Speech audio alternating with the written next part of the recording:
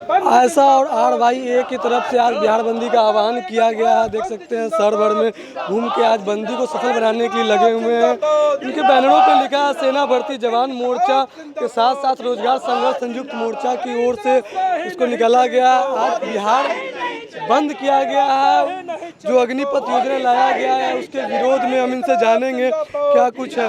आज बिहार बंद किए हैं, क्या कुछ उद्देश्य है इसका? बिहार बंद आज का छात्र संगठन आयशा और नौजवान सभा अरवैया के द्वारा किया गया है।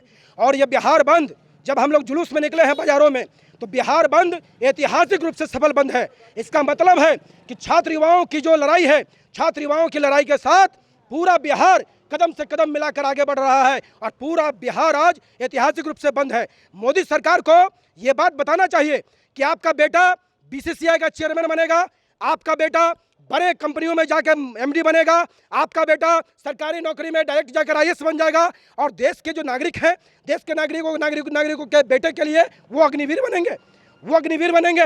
अगर मोदी जी अगर आप में इतनी हिम्मत है, अग्निवीर इतना ही अच्छा स्कीम अगर है, तो अग्निपथ को आप कहिए कि देश के तमाम नागरिकों पर अग्निपथ लागू होगा। जिनका भी बच्चा 17 साल से 21 साल का होगा वो सबसे पहले अग्निवीर बनेगा, उसके बाद उसको जहां जाना होगा वहां जाए। लेकिन ऐसी बात नहीं है। नेताओं के बच्चों के लिए, बड़े लोगों के बच्चों के लिए बिल्कुल एक अलग कैटेगरी रहेगी और देश के आम नागरिकों के लिए वो अग्निवीर बना रहे हैं। क्या करेंगे आप अग्निवीर बनाकर? वो सेना में ट्रेंड होगा और सेना में ट्रेंड होने के बाद जिस तरीके से अंबानी और अडानी पूरे देश को लूट रहे हैं, जब अंबानी और अडानी के खिलाफ जब देश के जनता का जब आक्रोश सड़कों पर उतरेगा, तो आप इन्हीं अग्निवीरों को अडानी और अंबानी के यहाँ पर सिक्योरिटी गार्ड के रूप में रखेंगे नौकरी करने के लिए। यही लोग उनकी तरफ से गोलियां चलाएंगे, यही काम होगा। इसलिए ये अग्निपथ योजना सरकार को वापस लेना होगा, मोदी सरकार को वापस लेना होगा। नोटबंदी किए, देश की जनता आज तक समझ नहीं पाई क्यों किए। आप कृषि कानून बनाए, देश के किसानों ने उसको खारिज कर दिया। आप जीएसटी लेकर आए, देश के व्यवसायियों ने कहा कि इस कानून ने पूरे व्यापार की कमर तोड़ दी और अब आप नौजवानों के भविष्य को बर्बाद करने पर तुले हुए हैं। नौजवान एक नौकरी कह रही है कि जो छात्र है वो समझ नहीं पा रहे हैं इस योजना को सही तरीके से। मोदी जी जो भी कानून लेकर आते हैं, जब नोटबंदी लेकर आए थे तो कहे थे कि देश की जनता नहीं समझ पा रही है, 45 दिन के बाद हमको चौराहे पर खोजिएगा। लोग खोजते रहे, कहाँ मिले मोदी सरकार। जब कृषि कानून लेकर आए तो यही तो कह रहे थे कि हम किसानों की आय डबल करवा देंगे, किसानों की खेती अच्छी हो जाएगी। किसान समझ नहीं रहे, लेकिन वो वापस लिए। जीएसटी लेकर आए, कहा गया 1 कर होगा पूरा देश के अंदर में, लेकिन आज क्या हो रहा है? 1 कर है क्या? जीएसटी भी लोग वसूल रहे हैं और मुजफ्फरपुर का नगर निगम जो है ट्रेड टैक्स भी वसूल रहा। क्या हो रहा है इस देश के अंदर में? लगता है मोदी सरकार, मोदी जी सबसे ज़्यादा पढ़े लिखे हुए हैं।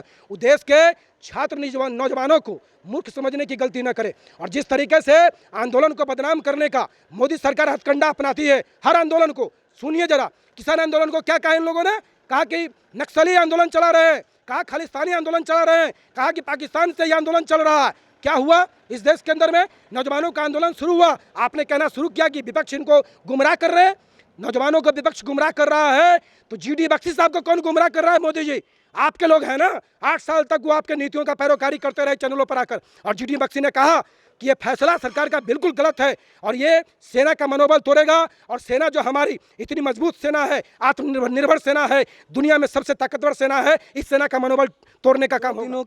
2 दिनों लगातार जब प्रदर्शन हुआ उसके बाद सरकार ने एक फैसला लिया कि जो एज लिमिट था उसको बढ़ा दिया गया। इस चीज़ को किस नहीं, एज लिमिट तो उन्होंने कहा कि सिर्फ 1 साल के लिए वो एज लिमिट की 23 साल करेंगे। बात वहाँ नहीं है, आप उसको 4 साल कर दें तो लिया ना सरकार। नहीं, संज्ञान नहीं उनको। तो ये कंप्लीट जो है कि ये अग्निपथ जो योजना है ये उनको वापस लेना होगा। और ये इसलिए भी जरूरी है जानना ये कि हर प्रत्येक साल आर्मी से 60,000 लोग रिटायर हो रहे हैं और 3 साल से बहालियां नहीं हुई।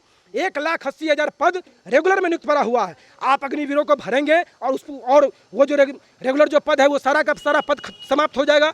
तो क्या सेना में भी अब कॉन्ट्रैक्ट गिरी चलेगी? सेना में भी अब समझे कि वहाँ पर जो है मानदेय पर जो है सैनिक रखे जाएंगे। तो जिस तरीके से उग्र हो रहे हैं, आगजनी कर रहे हैं, इस चीज़ को किस तरीके से? नहीं, छात्र उग्र नहीं हो रहे हैं।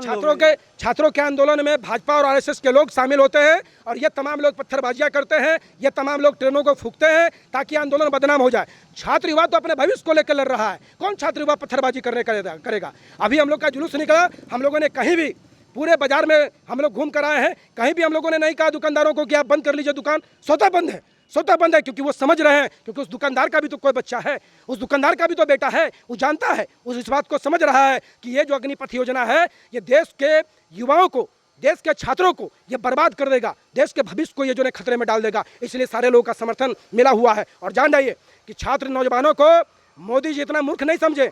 छात्र नौजवान देश का वो हिस्सा है, जब इसकी रवानगी जब उठती है तो इंदिरा जो शासन थी वो इंदिरा शासन का नींव हिल गया। इसीलिए छात्र नौजवानों का जो ये झुंड उठ खड़ा हुआ है मोदी सरकार के खिलाफ, ये तमाम नदियों को चीरते हुए और पहाड़ों को चीरते हुए मोदी सरकार से टकराने का काम करेगा। सरकार इस चीज़ को वापस नहीं लेती, संशोधन इसमें नहीं करती, तो फिर आगे और भी बड़ा आंदोलन होगा। आज ISROI ने बिहार बंद का आह्वान किया है। अगर ये 72 घंटे का हम लोगों ने अल्टीमेटम दिया है मोदी सरकार को, 72 घंटे में अगर ये अग्निपथ वापस नहीं होगा तो इससे भी बड़े आंदोलन में हम लोग जाएंगे, भारत बंद की तरफ हम लोग बढ़ेंगे। बिल्कुल देख सकते हैं यार भाई, ये और आयशा की तरफ से आज बिहार बंदी का आह्वान किया गया था और इन्होंने 72 घंटे का अल्टीमेटम दिया।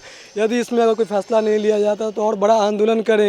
तो कहीं ना कहीं जो अभी लगातार अग्निपथ को लेकर जगह जगह पर विरोध प्रदर्शन किया जा रहा है, उसका आज भी विरोध हो रहा है और जगह जगह पर आगजनी किया जा रहे हैं। ट्रेन जो है, ट्रेनों को जलाई जा रही है, सड़कों को जाम। सबसे ज़्यादा इसमें परेशान जो है वो राहगीर और यात्री हो रहे हैं इन सब चीज़ों को लेकर। तो कहीं ना कहीं सरकार को इस चीज़ पर पुनः संज्ञान लेना चाहिए और इस पर पुनः विचार करना चाहिए कि आखिर इसमें क्या ऐसी बात है जो छात्र समझ नहीं पा रहे हैं या फिर सरकार सही से समझा नहीं पा रही। तो कहीं ना कहीं आज बिहार जो बंदी किया गया है तो बिहार बंदी का असर काफ़ी दिख रहा है और बंदी काफ़ी सफल भी लग रहा है। तो इस पर पुनः विचार सरकार को करना चाहिए।